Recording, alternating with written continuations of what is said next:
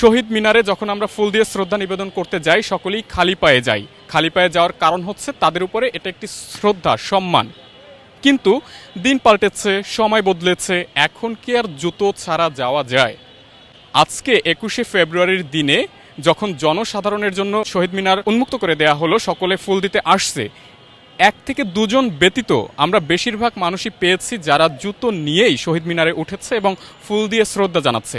শ্রদ্ধা শেষ, ছবি সেলফিতে ব্যস্ত। যতক্ষণ আইন শৃঙ্খলা বাহিনীর প্রোটোকল ছিল ততক্ষণ অবধি সকলে নিয়ম কানুন মেনেই শহীদদের শ্রদ্ধা জানিয়েছে, হয়তোবা সেটা মন থেকেই জানিয়েছে। কিন্তু যখন প্রোটোকল ছেড়ে দেওয়া হলো, সাধারণ মানুষের জন্য উন্মুক্ত করে দেয়া হলো, সবাই জুতা নিয়ে শ্রদ্ধা নিবেদন করছে, ছবি তুলছে, সেলফি তুলছে, যাদের কারণে আমি এই মুহূর্তেও বাংলা ভাষায় কথা বলতে পারছি তাদেরকেই অশ্রদ্ধা কিংবা অসম্মান করি। তাহলে এই দিনটির আসলে গুরুত্বটা বা কী? গাইড করার মতো পরিবেশটা না থাকে তাহলে জুতা নিয়ে এভাবে উঠতে থাকবে মানুষ। আসলে সবাই তো এভাবে সচেতন না। আপনি আমি সকলেই তো বিবেকবান। সেটা ঠিক, এটাই উচিত, জুতা খুলেই এখানে প্রবেশ করা উচিত।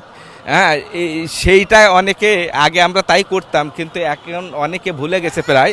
এজন্যই আমি বলছি যে আসলে একটু এই ব্যাপারে সচেতনতার প্রচারণা চালান। এখানে যারা ভলান্টিয়ার আছে তাদেরকে সচেতন হওয়া দরকার। এই স্যান্ডেল নিয়ে যেন কেউ, জুতা নিয়ে যেন কেউ শহীদ মিনারে না ওঠে, কারণ আজকে আমরা তাদেরকে শ্রদ্ধা জানাতে আসছি।